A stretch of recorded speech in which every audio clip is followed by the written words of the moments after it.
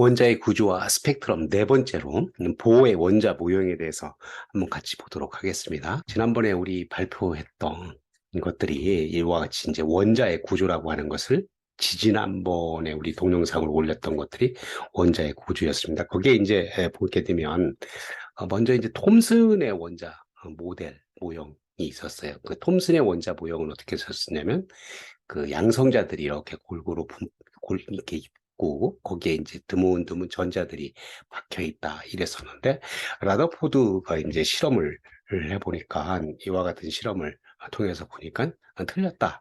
그래서 라더포드 원자 모형이 이제 원자 핵 이와 같이 밑에 있는 것처럼 원자 핵을 중심으로 해서 전자들이 이렇게 돌고 있다고 하는 그런 모형을 제시를 했었습니다. 그런데 이런 라더포드의 원자 모형에 이제 문제점이 발견이 됐어요. 어떤 문제점이냐고 한다면 첫 번째 문제점은 이와 같이 원자 핵을 중심으로 전자들이 이렇게 돌고 있는데 점점 시간이 지남에 따라서 이 전자들이 돌면서 전자기파로 인해서 에너지를 잃기 때문에 급격하게 이렇게 원자 핵 쪽으로 전자들이 소멸되는 그런 과정을 거친다.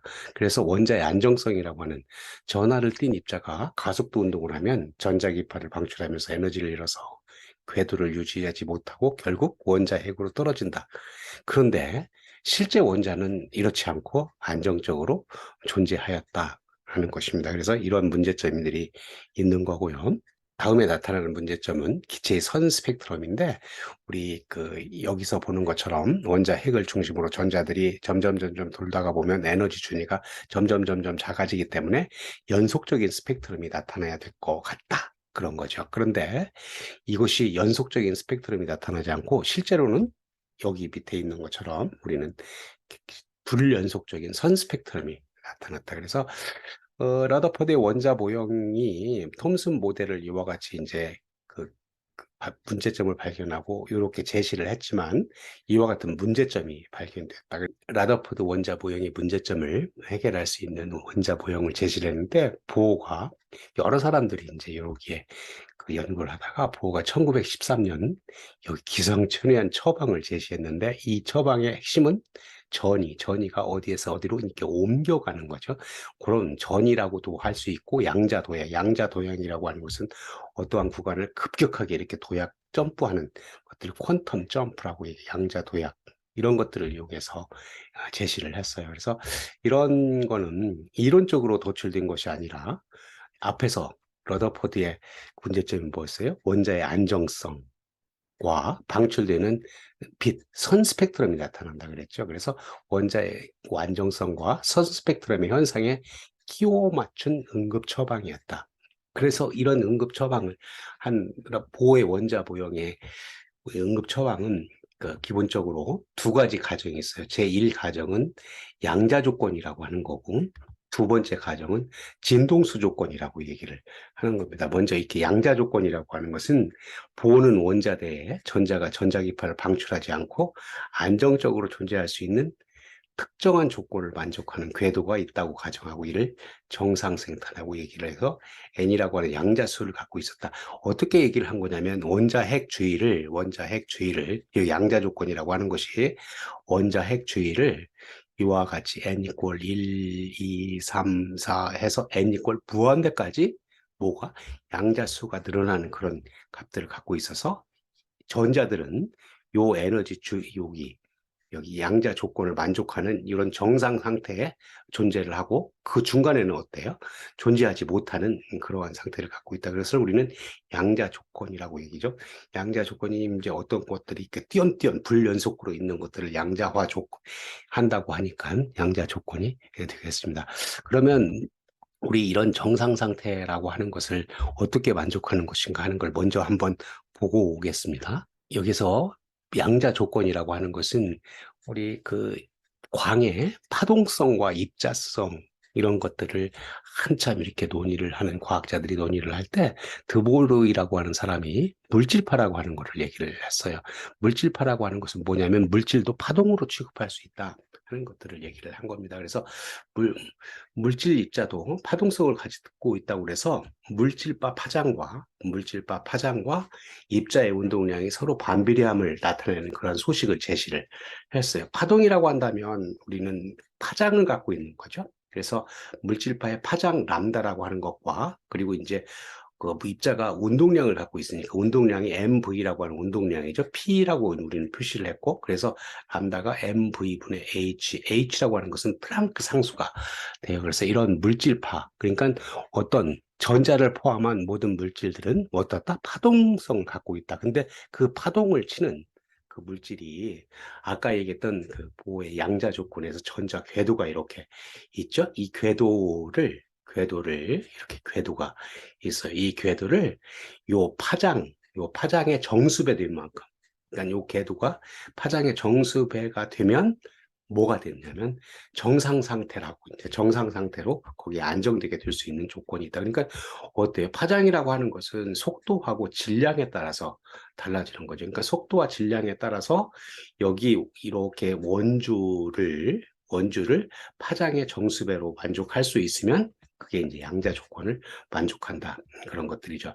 그러면 여기서 그 생각을 그 수식으로 쓰면 원주가 얼마예요? 2파이 r. 반지름이 r이라고 한다면 2파이 r이고 mv분의 h라고 하는 것은 아까 뭐였냐면 람다 파장이었으니까 파장의 정수배라고 하는 것은 n이라고 하는 값을 갖고 있으니까 n 람다. 그래서 n이 1, 2, 3 이렇게 만족하면 지금과 같은 이 그림은 하이탄 물리학원에서 그림을 따왔는데 지금 저 왼쪽에 있는 가번 그림은 파장이 2개인 거를 이렇게 만족하고 있고 요 오른쪽 거는 파장이 5개. 여기 세보면 돼요.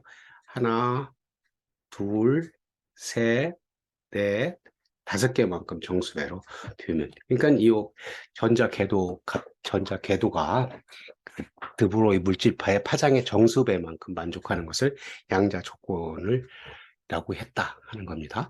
자, 돌아가서 두 번째 가정은 진동수 조건이 되는데 이와 같이 양자화되어 있는 양자수에 따라서 거기에 해당되는 에너지 준위가 다 다르다 하는 거죠. 그리고 에너지 준위라고 하는 것은 이와 같이 양자수가 점점 커지면 커질수록 그 에너지 준위가 더 커진다. 그런데 이 에너지 준위가 마이너스 값으로 되어 있어서 여기 마이너스 얼마 이렇게 가다가 n 이퀄 여기 1, 2, 3 가다가 제일 큰 값은 얼마예요? n 이퀄 무한대인데 무한대에 가면 에너지 준위 에너지 값이 0이다. 그래서 우리는 이런 에너지 값을 일렉트론 볼트라는 단위를 갖고 이제 많이 나타내고 있고 이 그림을 한번 보게 되면 자, 원자 핵에서 n 이퀄 1인 곳과 n 이퀄 2가 있는데 n 이퀄 2인 에너지 준위가 여기고요.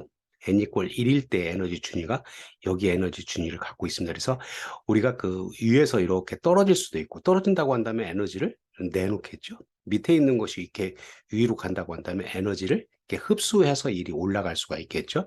그런 값들을 갖고 있다. 그래서 에너지를 위에서 이렇게 떨어지면 에너지를 내놓기 때문에 방출이라고 얘기를 하고 이제 에너지를 이렇게 위로 올라가게 되면 흡수해서 이제 에너지를 하는데 이런 에너지를 흡수하고 방출할 때 뭐가 나오는 거냐면 이제 빛이 나오게 돼요. 그래서 그 빛이라고 하는 거를 만족하는 수식이 여기와 같이 있어요. 여기 보면 EI-EF의 절대값 그랬는데 EI라고 하는 것은 우리는 시작점이고 지금 같은 경우는 여기가 요 그린에서 생각을 한번 해보죠.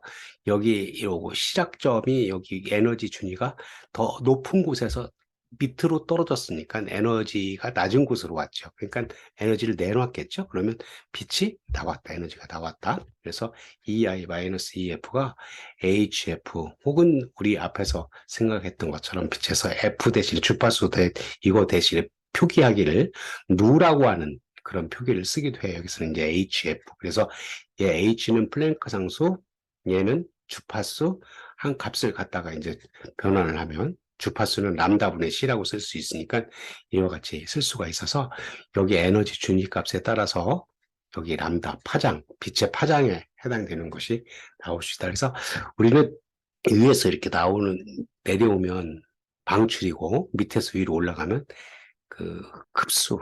예를 들어서 n = 1인 곳에서 에너지를 흡수를 해서 이렇게 2인 곳으로 이렇게 갈 수가 있죠. 그리고 이제 n = 1인 곳에서 3인 곳으로 이렇게 에너지를 갈 수가 있습니다. 그러면 우리는 이와 같이 그 흡수를 했다고 한다면 여기에서 1인 곳에서 2로 갔을 때는 HF1이라고 하고 n = 1인 곳에서 3으로 갔을 때 HF2라고 한다면 주파수 F1과 F2는 F2가 F1보다 더 크겠죠. F2가 F1보다 더 큰 그런 값을 가질 수가 있다. 마찬가지로 광을 방출할 때도 이와 같이 n = 1인 곳을 이렇게 n = 2에서 떨어질 때와 n = 3인 곳에서 2로 떨어질 때도 주파수에 대해서 생각할 수가 있겠죠. 이때는 HF1, HF2 이럴 텐데 F2가 당연히 큰 그런 값을 가질 수 있다. 그래서 여기에 관련된 문제를 풀 때는 이와 같은 요 수식, 이 수식에 이제 적용해서 하는 그런 것들이 많이 여러분들한테 이제 접근이 될 겁니다. 정리를 하면 보의 원자 모형은 라더포드의 원자 모형이 문제점을 이제 원자의 안정성하고 선 스펙트럼 이런 것들의 문제점이 발견이 돼서 그것을 해결할 수 있게 그두 가지 가정, 양자 조건이라고 하는 것과 진동수 조건을 내세워서 우리 이와 같이 원자 핵을 중심으로 n = 1, 2, 3 해서 n = 무한대까지 가는 그런 양자 수를 갖고 있고 거기에 양자 수에 해당되는 만큼의 뭐를 가져요? 에너지 준위를 갖고 있어서 높은 에너지 준위에서 낮은 에너지 준위를 떨어질 때는 광자를 내놓는 거고 낮은 에너지 준위에서 높은 에너지 준위로 갈 때는 광자를 흡수를 하는 그러한 과정을 보이고 이러한 모형은 앞으로 기체나 고체에서 다른 데 응용하는 데서 에너지 준위를 이제 이용해서 설명을 할 때 많은 곳에서 이용을 하니까 여러분들이 잘 이해하는 것이 중요하겠습니다. 자, 오늘 여기서 마치도록 하고요. 관련 동영상을 여기다 올릴 거고 여러분들이 구독을 신청하게 되면 앞으로 나오는 영상들을 용이하게 받아볼 수 있을 겁니다. 예, 감사합니다.